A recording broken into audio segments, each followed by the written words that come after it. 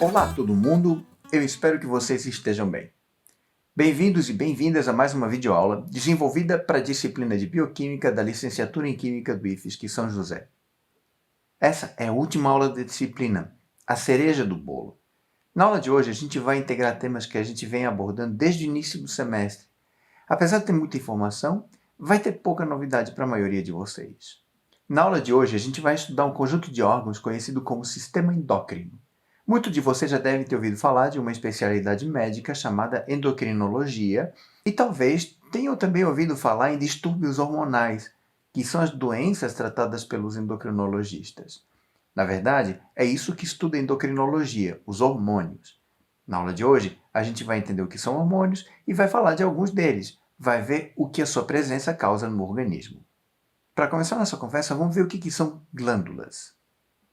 Glândulas são órgãos relativamente pequenos que produzem e secretam substâncias no nosso corpo, no nosso organismo. Tem uma infinidade de substâncias produzidas por glândulas no nosso corpo. O suor é uma secreção que glândulas sudoríparas produzem na nossa pele. A lágrima segue a mesma linha. O sebo também é secretado por glândulas especiais na nossa pele. A saliva, o leite, o muco do tubo digestório, os exemplos não terminam mais. Então, isso são glândulas, são órgãos que secretam substâncias. Todas essas glândulas que eu falei são glândulas ditas exócrinas. Exo ou exo significa exterior, crino significa secreção. São glândulas que secretam substâncias para o lado de fora do corpo ou para órgãos como o estômago, que tem comunicação com o lado de fora. As glândulas endócrinas são todas as glândulas que produzem hormônios. Os hormônios são substâncias reguladoras lançadas na corrente sanguínea ou em outros fluidos corporais, sem comunicação com o ambiente externo. Por isso, as glândulas que produzem hormônios são glândulas ditas endócrinas, enquanto o exo ou exo é o lado de fora, endo é o lado de dentro. Endócrina significa secreção para o lado de dentro. Então, glândulas endócrinas produzem hormônios e glândulas exócrinas produzem outras substâncias que não são hormônios. Só que algumas glândulas do corpo produzem as duas coisas. Tipo o pâncreas. Ele produz suco pancreático, um poderoso agente digestivo lançado no intestino delgado, mais especificamente no início do duodeno, onde vai ajudar a digestão de vários nutrientes, especialmente proteínas e lipídios. Digestão de proteína significa fazer hidrólise das ligações peptídicas, transformando proteínas em oligopeptídeos. Em seguida, continuar a hidrólise desses oligopeptídeos, transformando eles em aminoácidos livres. Já a digestão de lipídios significa hidrolisar os ésteres que ligam os ácidos graxos ao álcool glicerol. Daí que os lipídios complexos, como triglicerídeos e fosfolipídios, vão ser convertidos em compostos mais simples, que são os ácidos graxos livres e o álcool glicerol. E aí o pâncreas, então, ele secreta o suco pancreático, portanto, o pâncreas é uma glândula exócrina, né? Só que o pâncreas também secreta hormônios. 3 diferentes tipos de hormônios, para ser preciso, que a gente vai estudar com mais detalhe hoje, que são a insulina, um outro hormônio tão importante quanto, mas pouca gente já ouviu falar, que é o glucagon, e mais um outro hormônio que atua em situações de estresse, que é a somatostatina. Então, o pâncreas é endócrino também, além de ser exócrino. De fato, o pâncreas tem células endócrinas e células exócrinas. A gente diz que ele é uma glândula mista. Por enquanto, a gente fala um pouco sobre glândulas. E agora vamos entender o que são os hormônios. Quando eu disse que hormônios são substâncias reguladoras, eu me referia à regulação de células do corpo. Vamos considerar assim, as células, em um dado momento, estão funcionando de um jeito. Daí, sob a ação de determinado hormônio, são induzidas a mudar o comportamento, a funcionar de um jeito diferente, a responder de maneira diferente.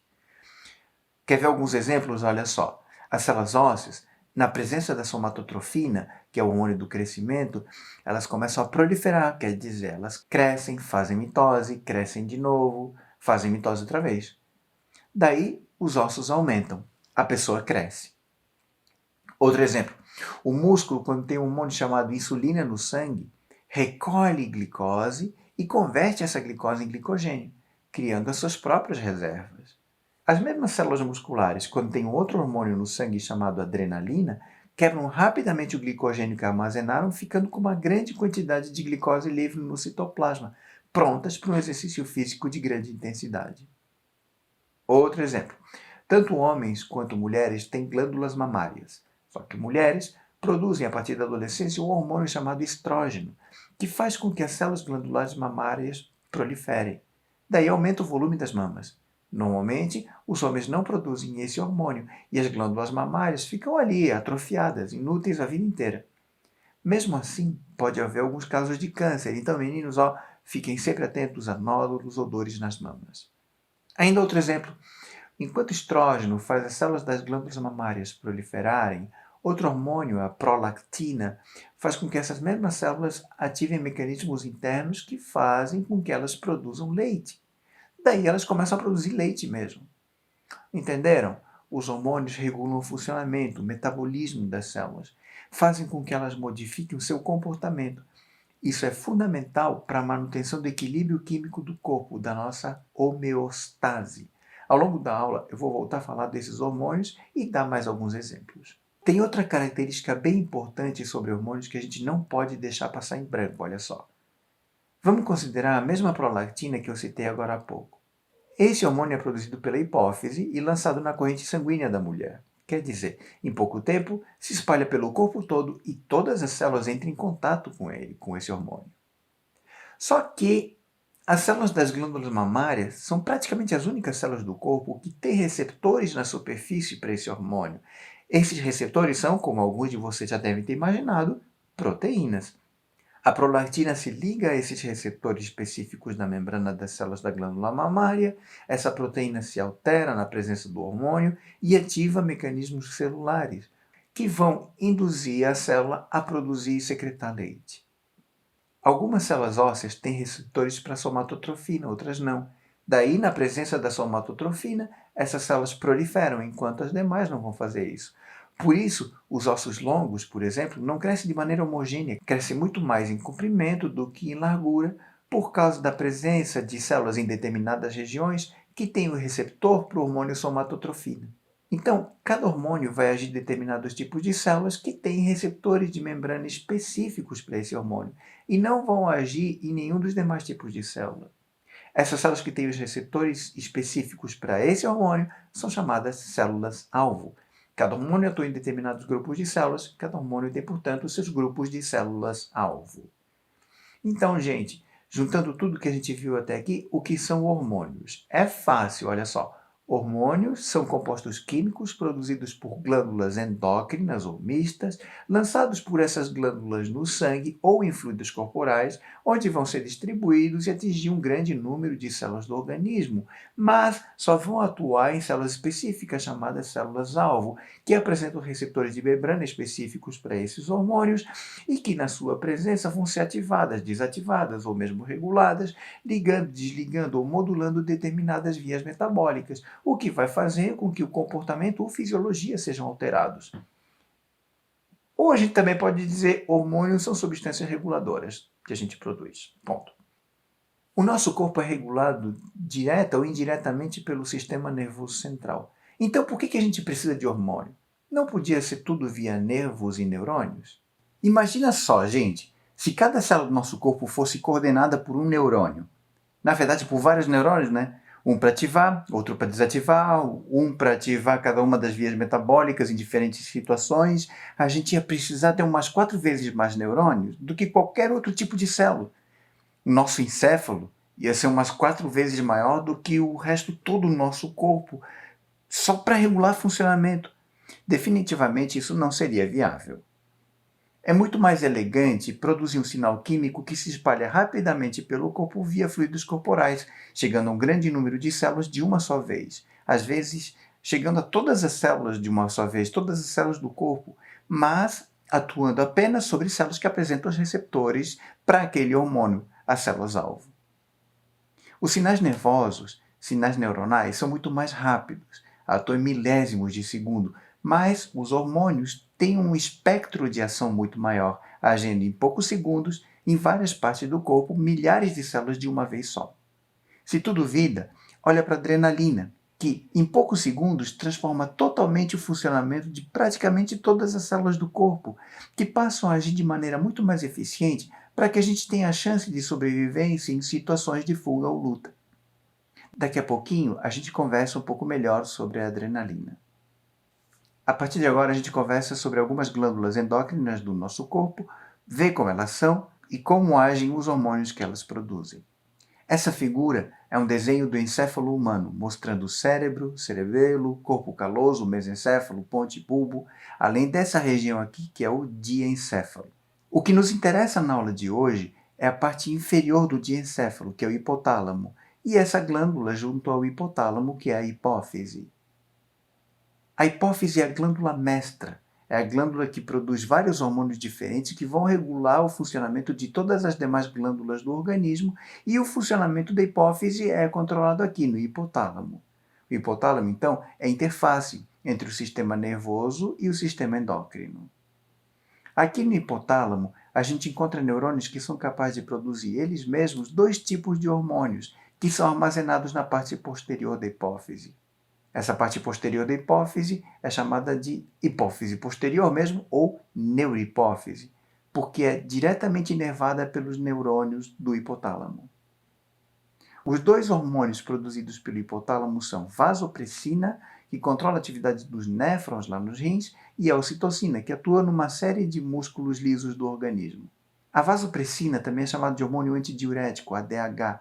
Ela atua diretamente nos néfrons, fazendo com que eles reabsorvam a água presente na urina. A urina fica mais densa, por isso que ela fica menos volumosa. É por isso que esse hormônio é chamado de hormônio antidiurético. Mas as células do néfron não são as únicas células-alvo da vasopressina. Ela também atua nas arteríolas, causando contração desses vasos sanguíneos. Isso aumenta a resistência da circulação do sangue e a pressão sanguínea aumenta. Daí é que vem o nome vasopressina. O ADH, ou vasopressina, também age no sistema nervoso central, interferindo em uma série de comportamentos, porque afeta o humor, agressividade, atenção, memória. E aí, o outro hormônio que é produzido pela neurohipófise, ou hipófise posterior, é a ocitocina. Esse hormônio atua principalmente em alguns grupos de células musculares lisas, entre elas as células do miométrio, que é a parte muscular do útero, ajudando nas contrações do parto. Mas também agem nos vasos sanguíneos do útero, faz com que eles se comprimam. Isso diminui sangramentos no momento do parto. A ocitocina também atua nas células musculares lisas das glândulas mamárias, fazendo com que o leite seja lançado para fora da mama no momento da amamentação. Curiosamente, a ocitocina também age no sistema nervoso central e está fortemente associada ao apego entre pessoas. Olha que legal! A estimulação mamária durante a amamentação promove a secreção da ocitocina, que, ao mesmo tempo, faz com que o leite seja lançado para fora da mama e promove na mãe a sensação de apego, afeto, estreitando os laços entre mãe e bebê. A ocitocina também é descarregada no sangue no momento do orgasmo, interferindo na sensação de prazer, mas também dando a sensação de afeto e estreitando também os laços afetivos nesse momento. Por causa disso tudo, a ocitocina ficou conhecida como hormônio do amor, hormônio do afeto. Só para lembrar, a ocitocina e a ADH são os dois hormônios produzidos pela neurohipófise, ou hipófise posterior. Já a hipófise anterior, que é uma parte bem maior da hipófise, é também chamada de adenihipófise e produz uma série de hormônios que agem em outras glândulas.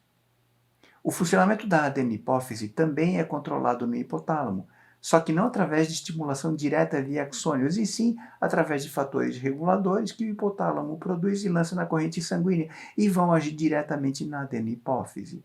Esse controle é bem complexo e não vale a pena a gente detalhar nessa aula. O que vale a pena a gente guardar é isso. A adenihipófise controla o funcionamento das demais glândulas do corpo e ela, por sua vez, é controlada pelo hipotálamo através de sinais químicos. Vamos falar de alguns hormônios produzidos pela adenihipófise. Um desses hormônios é a corticotropina, ou hormônio adrenocorticotrópico, ou ainda ACTH. A corticotropina atua no córtex das glândulas adrenais. A palavra córtex se refere sempre à parte mais externa de um órgão, à casquinha desse órgão. O ACTH estimula o córtex das adrenais a secretar os chamados hormônios corticoides, que são hormônios esteroides, quer dizer, hormônios derivados do colesterol. Por isso, vocês também podem ouvir dizer que eles são hormônios corticosteroides. Um desses hormônios é a aldosterona, que também interfere no funcionamento dos néfrons, controlando a reabsorção de sais, portanto, na reabsorção de água, portanto, também interfere na pressão sanguínea. Ele também interfere na produção de alguns hormônios masculinizantes e também interfere no metabolismo de lipídios e proteínas do corpo todo, especialmente em situações de estresse. Outro hormônio produzido pela adenipófise é a tireotropina, que atua principalmente na glândula tireoide. A tireoide é uma glândula ao redor da nossa garganta que produz hormônios que controlam o nosso estado de vigília ou sono. Esses hormônios tireoides são a triodotironina, T3, e a tetraiodotironina, T4, que também é chamado de tiroxina, que tem efeitos parecidos com a T3. Funciona assim. A tireoide produz constantemente um precursor hormonal chamado tironina. Quando chega a hora de acordar, sob efeito do hormônio tirotrópico, que é produzido lá na hipófise, a tireoide liga a tironina a 3 íons de iodo, formando a triodotironina, ou a 4 íons de iodo, formando a tetraiodotironina, também chamada de tiroxina, e libera esses hormônios para a corrente sanguínea.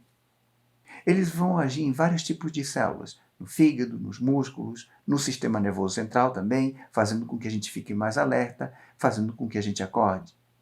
Quando chega a hora de dormir, a hipófise diminui a secreção da tireotropina, a tireoide para de lançar T3 e T4 no sangue e a gente começa a ficar com sono.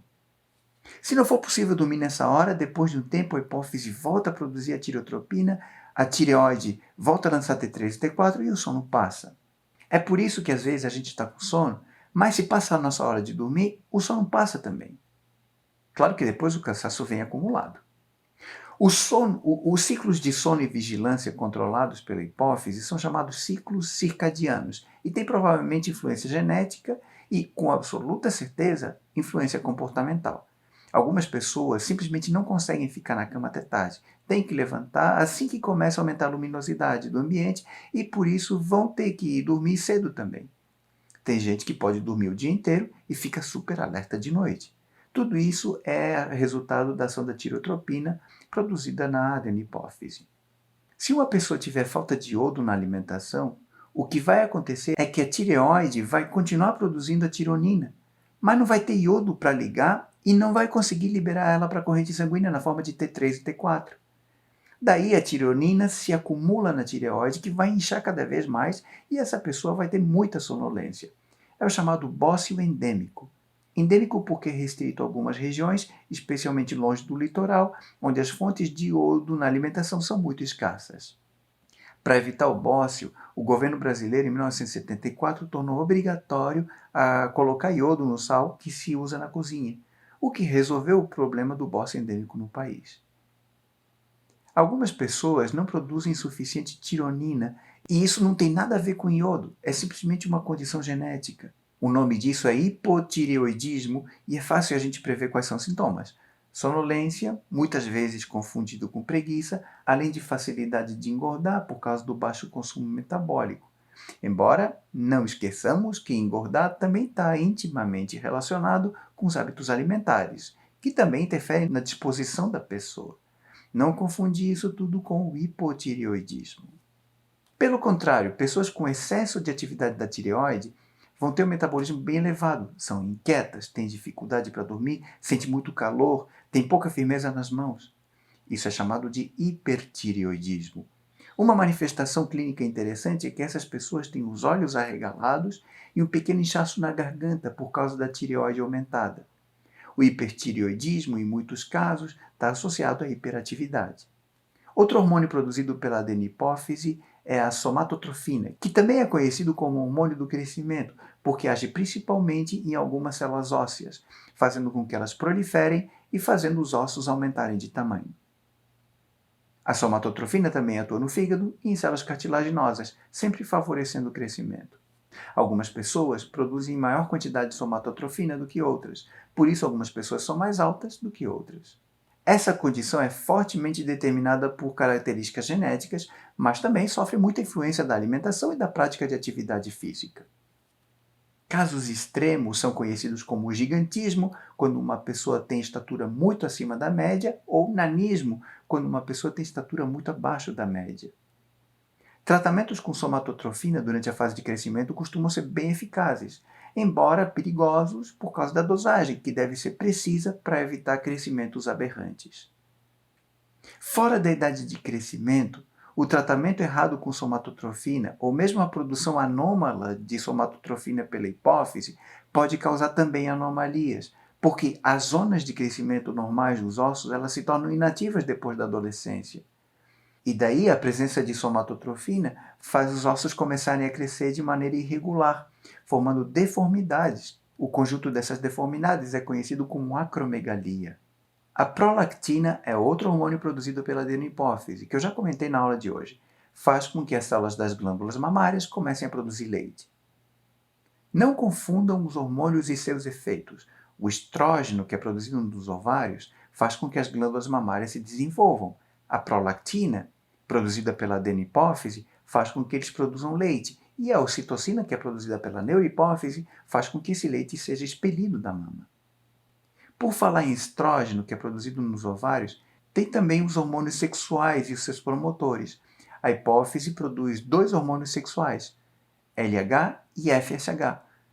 Esses dois atuam nos testículos e nos ovários, regulando a produção de gametas e os hormônios gonadais, como testosterona, no caso do homem, e no caso da mulher, estrógeno, progesterona e uma quantidade menor de testosterona. Nem todas as glândulas são diretamente controladas pela hipófise. Um exemplo bem bacana de uma glândula que não é controlada pela hipófise é a glândula adrenal, a medula da glândula adrenal, que produz um hormônio que todo mundo aqui já ouviu falar, que é a adrenalina. A medula da adrenal é controlada diretamente por nervos do sistema nervoso periférico autônomo simpático, que faz com que essa região da adrenal produza e armazene adrenalina. Em situações de perigo iminente, a adrenalina é lançada no sangue e atua em praticamente todos os órgãos do corpo, mudando totalmente o nosso metabolismo para favorecer o desempenho mecânico, o que pode salvar nossa vida. Quase todas as células do corpo respondem à adrenalina, cada uma à sua maneira. No cérebro, a adrenalina inibe algumas áreas de funcionamento, priorizando as áreas motoras e sensoriais. O lobo frontal fica bastante ativo também, dando para a gente uma rápida capacidade de reação, de ponderar consequências de ações rápidas. Células musculares, como eu comentei hoje, quebram rapidamente os seus estoques de glicogênio, ficando com uma alta concentração de glicose livre disponível. Isso possibilita exercícios de explosão em condições anaeróbicas, onde a gente consegue fazer movimentos muito rápidos e vigorosos sem depender do fornecimento de oxigênio. Como vocês devem lembrar, a alta quantidade de glicose favorece a via glicolítica, fornecendo ATP muito rapidamente, mas com um rendimento muito baixo de ATP por molécula de glicose. Outro órgão que responde intensamente à adrenalina é o fígado. Se vocês lembram, o fígado é o principal reservatório de glicogênio no corpo. Sob o efeito da adrenalina, o fígado também vai quebrar rapidamente o glicogênio, convertendo ele em glicose livre. Só que não para consumo próprio. O fígado libera rápido essa glicose para o sangue, justamente para não deixar faltar glicose para os músculos. É claro que os efeitos da adrenalina são necessariamente curtos, ou os estoques de glicogênio e em seguida da própria glicose seriam rapidamente consumidos e o corpo colapsaria. Outra glândula endócrina que não é diretamente controlada pela hipófise é o pâncreas. Essa glândula também é influenciada pelo sistema nervoso periférico autônomo, mas o principal controle dessas células é um controle químico, mais precisamente a quantidade de glicose no sangue. A maioria das células do pâncreas são células exócrinas, quer dizer, produzem o suco pancreático que é lançado lá no começo do duodeno e ajuda na digestão de lipídios e proteínas. As células endócrinas do pâncreas ficam em grupinhos com pequenas ilhas chamadas ilhotas pancreáticas, que também podem ser chamadas de ilhotas de Langerhans. Adivinha por quê? Em homenagem ao camarada que descobriu essas células. Nessas ilhotas, a gente encontra três tipos de células secretoras endócrinas: as células alfa, beta e gama pancreáticas. As células gama são controladas pelo sistema nervoso simpático. Em situações de estresse, como o jejum de vários dias, ou medo prolongado, ou dor intensa e prolongada, secreta um hormônio chamado somatostatina, que faz com que o corpo entre no estado do máximo de economia de energia, no estado de emergência, mas também age no sistema nervoso central, fazendo com que a gente se mantenha alerta. As células alfa e beta são, como eu comentei, reguladas pela quantidade de glicose. Níveis normais de glicose no sangue ficam entre 60 e 90 mg a cada 100 ml. A glicose em excesso pode se cristalizar, causando o rompimento de vasos capilares, especialmente em órgãos muito vascularizados e onde a temperatura é um pouco mais baixa, como a retina dos olhos ou nas extremidades de mãos e pés, causando a morte desses tecidos. Além disso, em excesso, a glicose dificulta o funcionamento dos rins, que se tornam menos eficientes na reabsorção de nutrientes, e aí que esses nutrientes acabam se perdendo com a urina. Bom, para evitar tudo isso, quando a glicemia, quer dizer, a taxa de glicose no sangue aumenta, as células beta-pancreáticas passam a secretar o hormônio que a maioria de vocês já deve ter ouvido falar, que é a insulina. Eu vou falar como é que a presença de glicose ativa a secreção de insulina pelas células beta-pancreáticas. E esse exemplo vai ajudar a gente a entender como funcionam as respostas celulares a estímulos que podem vir de fora da célula. Essa aqui é uma célula pancreática, uma célula beta-pancreática. Ela produz, usando todo o aparato, tipo material genético, ribossomos, retículo endoplasmático e complexo de Golgi, uma grande quantidade de insulina que fica guardada no citoplasma, em vesículas. Para liberar essa insulina para o lado de fora, quer dizer, para a linfa, de onde ela vai se difundir para a corrente sanguínea, é necessária a presença de cálcio no citosol. Quando tem pouca glicose no sangue, o cálcio dessas células fica preso dentro do retículo endoplasmático, portanto vai ter pouco cálcio no citosol, e as vesículas de insulina ficam ali presas, armazenadas no citoplasma da célula. Tranquilo até aqui? Se não, repete essa parte do vídeo porque a gente vai precisar dessa informação depois. Agora, assim como qualquer outro tipo de célula do organismo, a glicose encontra nessas células um transportador específico, uma proteína de membrana, que permite a livre passagem desse composto da glicose através da membrana plasmática. Quando eu falo livre, é livre mesmo, quer dizer, entrada e saída. Daí, para a glicose não voltar a sair, uma enzima que se encontra ali pertinho desse transportador já converte ela em glicose 6P, impedindo que ela volte a passar para o lado de fora. Aqui é que vem uma grande diferença entre as células beta-pancreáticas e a maioria das outras células do organismo. O próximo passo para a via glicolítica é uma nova fosforilação que, em todas as demais células, só vai acontecer quando tem pouco ATP ou quando tem ativação de uma outra via metabólica que requer piruvato ou acetil como precursor. E isso vai variar de célula para célula. Na célula pancreática, não. A via glicolítica aqui no citosol e lá dentro da mitocôndria, o ciclo do ácido cítrico e cadeia respiratória, acontece em fluxo contínuo. Isso quer dizer que praticamente toda a glicose que entrar vai ser quebrada e vai ser convertida em acetil, e depois a maior parte desse acetil, não todo, né, porque ele pode ser precursor para outros compostos, mas a maior parte desse acetil vai para o ciclo do ácido cítrico e cadeia respiratória e vai virar gás carbônico e água para gerar ATP. Como consequência, a presença de uma grande quantidade de glicose no sangue vai fazer com que a célula beta realize intensamente respiração celular e daí ela vai gerar uma grande quantidade de ATP. O aumento da taxa de ATP inibe a ação de um transportador de potássio, uma outra proteína de membrana que transporta potássio para o lado de fora da célula.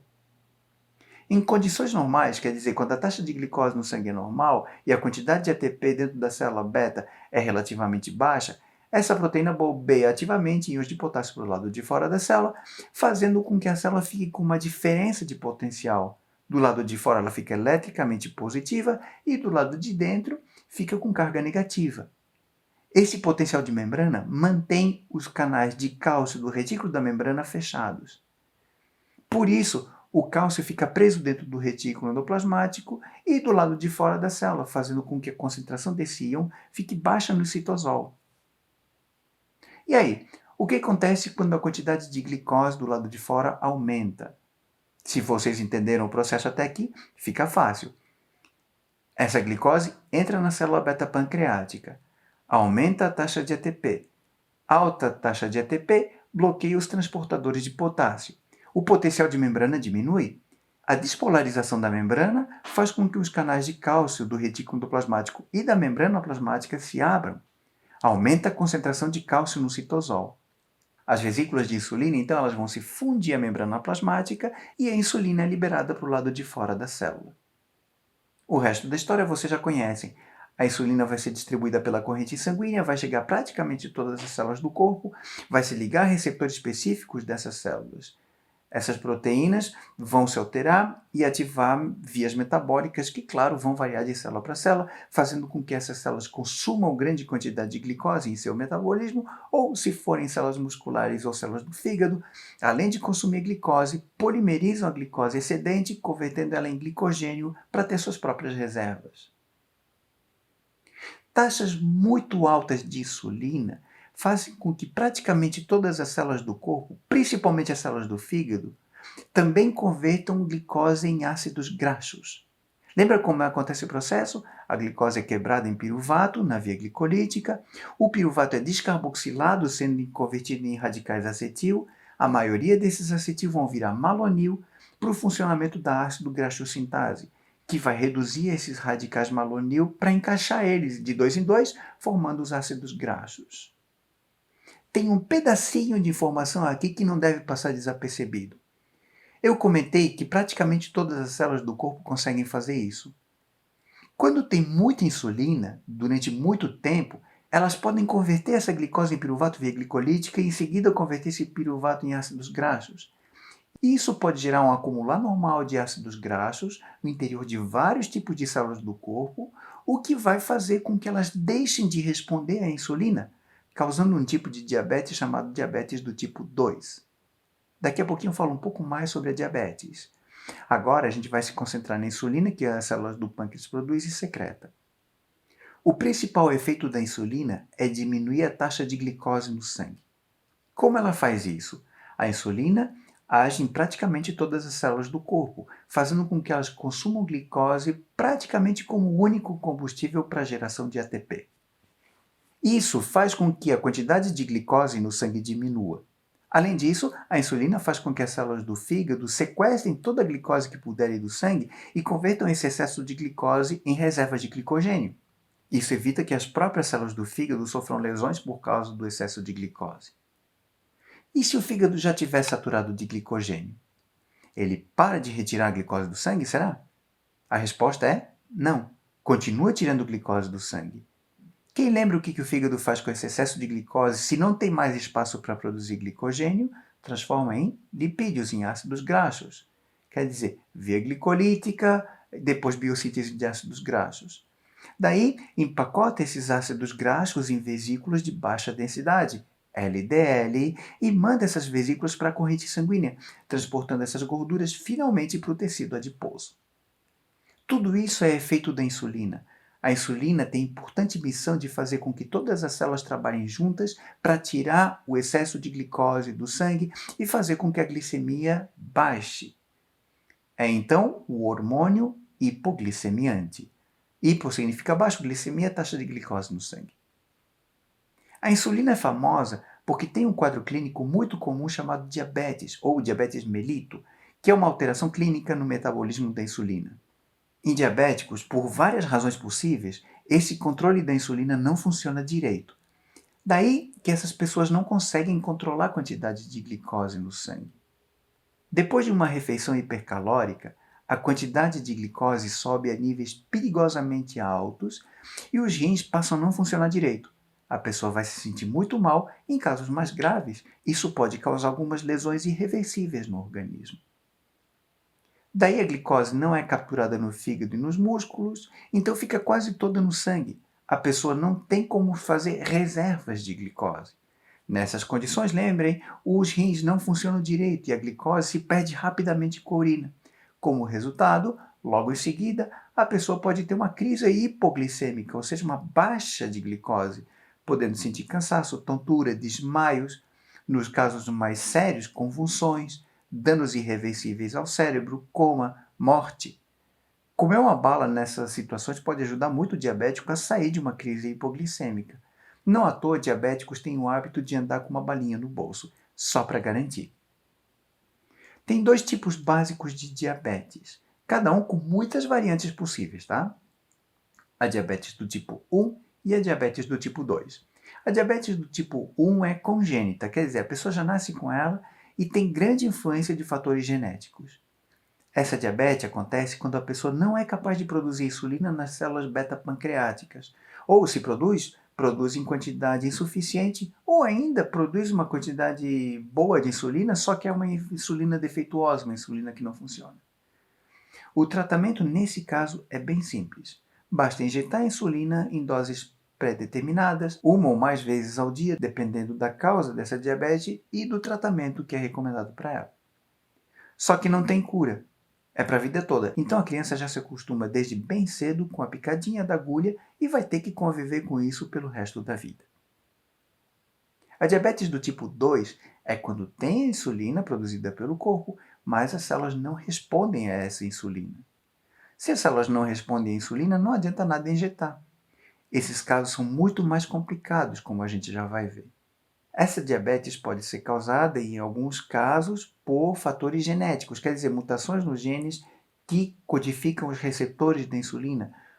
Ou, na maioria dos casos, ela pode ser causada por condições como obesidade ou hábitos alimentares. No caso dos receptores é bem fácil de entender. Se as células não têm os receptores, ou se esses receptores são defeituosos, eles não vão responder à insulina. Não tem tratamento. A dieta dessa pessoa tem que ter um controle rigorosíssimo para não deixar a taxa glicêmica subir ou baixar demais.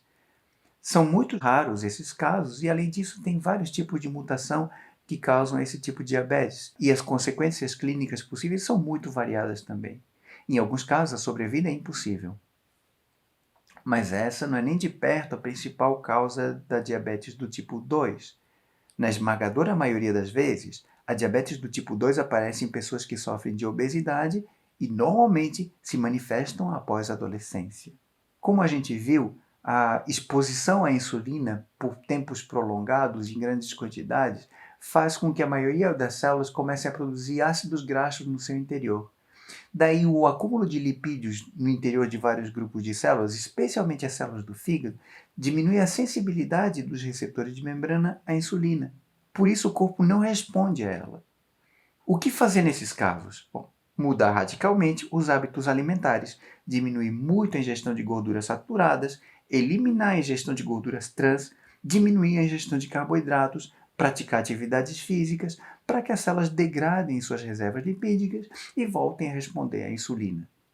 O processo é demorado e sempre muito sacrificado, porque vai muito além de uma dieta, implica numa radical transformação dos hábitos de vida de uma pessoa. E essa mudança tem que ser para a vida toda. Durante a gestação, as mulheres produzem uma série de hormônios que mantêm o endométrio ativo e funcional. Só que esses hormônios também podem interferir nos receptores da insulina, prejudicando o funcionamento deles. Quem é que prevê as consequências? A gestante se torna resistente à insulina, o que caracteriza uma diabetes do tipo 2. É a chamada diabetes gestacional. Todas as mulheres têm risco de desenvolver a diabetes gestacional, mas o risco é aumentado em mulheres que têm histórico de diabetes do tipo 2 na família, ou, claro, mulheres que já tiveram problemas com diabetes do tipo 2, mulheres com sobrepeso ou mulheres que não praticam atividade física. Como prevenir? Como tratar? Da mesma maneira que a diabetes do tipo 2 não gestacional que a gente acabou de conversar. Controle da alimentação, atividade física controlada. Agora, a gente já sabe tudo sobre a insulina, mas a insulina não trabalha sozinha. As células alfa-pancreáticas produzem hormônio com o nome engraçadinho, o glucagon. O glucagon é antagônico à insulina, quer dizer, tem exatamente o efeito contrário. É um hormônio hiperglicemiante. Ele vai ser secretado quando o corpo tiver com falta de glicose no sangue para que a taxa de glicose aumente ou pelo menos pare de diminuir ou diminua menos, garantindo que não vai faltar glicose no cérebro, rins e coração. Basicamente, faz com que todas as demais células diminuam o consumo de glicose e passem a utilizar outros combustíveis para a formação de ATP, além de fazer o fígado quebrar suas reservas de glicogênio para lançar mais glicose para o sangue. Só que, gente, não esqueçam de uma coisa. O corpo da gente não funciona com chaves de liga e desliga. Praticamente todo o tempo a gente tem os dois hormônios no sangue, insulina e glucagon, e pequenas variações na concentração deles é que controlam a taxa glicêmica. Quer ver? Vamos sair com os amigos, vamos comer pizza. Quer dizer, um monte de farinha de trigo, um monte de amido. Esse amido vai ser quebrado na nossa digestão já desde a boca graças à enzima alfa-amilase salivar, e o que sobrar desse amido vai ser quebrado a partir do duodeno pela ação da alfa-amilase pancreática. Lembra? Produzida lá pelo pâncreas exócrino, virando glicose livre. Essa glicose vai ser absorvida pelas células do epitélio intestinal e vai ganhar corrente sanguínea pelo sistema porta de veias, que vão não para o coração, mas para o fígado. A veia porta se ramifica em um monte de vasos capilares, permeáveis, e grande parte dessa glicose evade a circulação sanguínea e é absorvida pelas células do fígado.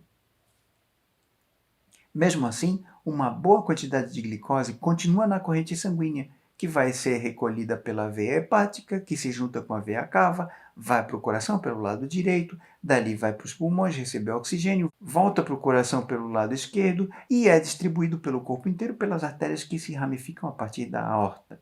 Lindo, né? Uma dessas ramificações vai fazer a irrigação do pâncreas. Alta quantidade de glicose no sangue que chega ao pâncreas faz com que as células beta-pancreáticas comecem a secretar insulina e inibe a secreção de glucagon pelas células alfa. O que acontece? A quantidade de insulina no sangue aumenta e a quantidade de glucagon diminui. As células musculares, frente à alta taxa de insulina, armazenam glicose na forma de glicogênio. Células do fígado fazem a mesma coisa. Todas as células do corpo usam quase que exclusivamente glicose como precursor de radicais acetil para a formação de ATP no processo de respiração celular. Tudo isso faz com que a quantidade de glicose no sangue diminua. Daí a gente vai dormir. As horas vão se passando, a quantidade de glicose vai diminuindo. E o que acontece daí com a atividade das células beta-pancreáticas? Diminui também. A quantidade de insulina livre no sangue começa a diminuir. Em compensação, aumenta a atividade das células alfa e passam a aumentar aos poucos a secreção de glucagon. Com a diminuição da insulina e o aumento da taxa de glucagon, as células começam aos poucos a diminuir o consumo de glicose e começam a quebrar ácidos graxos, convertendo eles em radicais acetil que vão para a mitocôndria participar do ciclo do ácido cítrico e cadeia respiratória para produzir ATP. As células do fígado mantêm seu metabolismo consumindo quase que somente ácidos graxos, enquanto o glicogênio vai sendo quebrado aos poucos e bem lentamente, e quase toda a glicose disponibilizada, na forma de glicose 6P, vai ser desfosforilada, convertendo-se novamente em glicose livre. A glicose não fosforilada não entra na via glicolítica e tem livre passagem pelos transportadores de membrana da célula do fígado, sendo fornecida para a corrente sanguínea. O dia amanhece e, puxa, a gente acordou tarde demais, tem que ir correndo para a escola ou para o trabalho, não rola tempo para café da manhã, a gente continua em jejum. A taxa de insulina vai diminuindo ainda mais e a taxa de glucagon continua aumentando para evitar a hipoglicemia. Nesse estado, praticamente todas as células do corpo passam a depender agora quase que exclusivamente de ácidos graxos. O fígado ainda tem algum glicogênio reservado, que vai sendo quebrado aos pouquinhos, e a glicose formada é lançada na corrente sanguínea para nutrir, preferencialmente, o cérebro e os órgãos vitais, como coração e rins. Como agora o hormônio predominante é o glucagon, só esses órgãos aí é que vão usar essa glicose, mas ninguém mexe nela. Em uma situação de jejum muito prolongado, caso uma pessoa precise por alguma razão passar um dia ou vários dias sem comer, a taxa de insulina continua despencando e a taxa de glicogênio continua subindo. A partir daí, além de consumir lipídios, o organismo começa também a consumir aminoácidos. Vários aminoácidos são mandados para o fígado e podem ser convertidos em glicose para continuar o fornecimento para o cérebro. Só que com o aumento da taxa de glucagon, os músculos também começam a quebrar suas próprias proteínas, começam a hidrolisar suas próprias proteínas, formando aminoácidos livres, e lançam esses aminoácidos na corrente sanguínea. Daí é que vem a perda de massa muscular em situações de jejum prolongado ou em dietas hipocalóricas não controladas. Se o jejum continuar por vários dias, a taxa de insulina vai a quase zero e a taxa de glucagon atinge o seu máximo. Outros hormônios que atuam no corpo em situações de estresse, como a somatostatina, produzida pelas células gama pancreáticas, começam a ser lançados na corrente sanguínea. O corpo não consegue mais manter a taxa de glicose dentro dos padrões normais e os níveis se tornam hipoglicêmicos. O corpo entra num estado de emergência. É perigoso demais continuar dependendo de aminoácidos e o metabolismo passa a depender quase que exclusivamente do consumo de lipídios. Só que lipídios não podem ser convertidos em carboidratos nos animais. As plantas conseguem, mas os animais não. Daí, para fornecer algum combustível para o cérebro, o fígado quebra ácidos graxos, convertendo eles em acetil, e converte esses acetil em compostos chamados corpos cetônicos. Da mesma família da acetona mesmo, inclusive. Esses podem ser lançados na corrente sanguínea e utilizados pelos órgãos vitais, evitando o colapso definitivo do organismo. O mecanismo de regulação de produção dos corpos cetônicos é muito elegante. Lá dentro da mitocôndria tem o ciclo do ácido cítrico que começa com o oxalacetato. O oxalacetato, que é receptor de acetil do ciclo do ácido cítrico, é um composto gliconeogênico, quer dizer, ele pode ser convertido em glicose. Daí que, aos poucos, o oxalacetato vai sendo exportado da mitocôndria para a gliconeogênese. Com isso, diminui a quantidade de oxalacetato na matriz mitocondrial. Quer dizer, diminui o oxalacetato, que é a entrada do acetil no ciclo do ácido cítrico. Os acetil passam a ser consumidos em menor quantidade e se acumulam no interior da mitocôndria. Alta quantidade de acetil ativa vias metabólicas que convertem esse acetil em corpos cetônicos. Os corpos cetônicos se difundem livremente pela membrana das células hepáticas, ganhando a corrente sanguínea, e daí chegam facilmente ao cérebro, rins, coração, mantendo esses órgãos em funcionamento. Diabéticos não tratados numa crise hipoglicêmica severa podem chegar a esses níveis de hipoglicemia, produzindo corpos cetônicos para sobreviver. A pessoa, nesse estado, sente as tonturas típicas da hipoglicemia, dificuldade de caminhar, elas podem até desmaiar e exala com a respiração um cheiro bem forte de acetona. Em muitos casos, isso é confundido com uma baita de uma embriaguez, e aí a crise hipoglicêmica pode ser negligenciada, e a pessoa pode morrer se não for socorrida. Se tu está caminhando na rua e se depara com uma pessoa que está com tonteira, dificuldade de caminhar em linha reta, mas está cantando, rindo, querendo brigar, falando alto pela rua, enrolando as palavras, então não esquenta, é bebedeira mesmo, tá? Agora, se pelo contrário, essa pessoa tiver com dificuldade de se movimentar, a ponto até de parece que ela vai desmaiar, com dificuldade de falar, uma palidez muito grande, então chama o pronto-socorro. Pergunta se essa pessoa é diabética e, se possível, dá para ela qualquer coisa que tenha açúcar, tipo uma bala. Um pouquinho de conhecimento básico pode salvar a vida de uma pessoa. Então, gente, é isso. Na aula de hoje eu falei sobre a integração metabólica do corpo, eu falei sobre uma ciência que se chama endocrinologia. Eu expliquei o que são as glândulas e o que são hormônios e falei um pouco sobre como os hormônios regulam o nosso corpo. Fiz a gente pensar em algumas situações reais que podem acontecer no nosso cotidiano e como os hormônios atuam nessas situações. Ao longo da aula, a gente também usou as coisas que a gente aprendeu sobre proteínas, lipídios e carboidratos desde o começo do semestre e viu como essas funções mantêm o nosso corpo funcionando em diversas situações.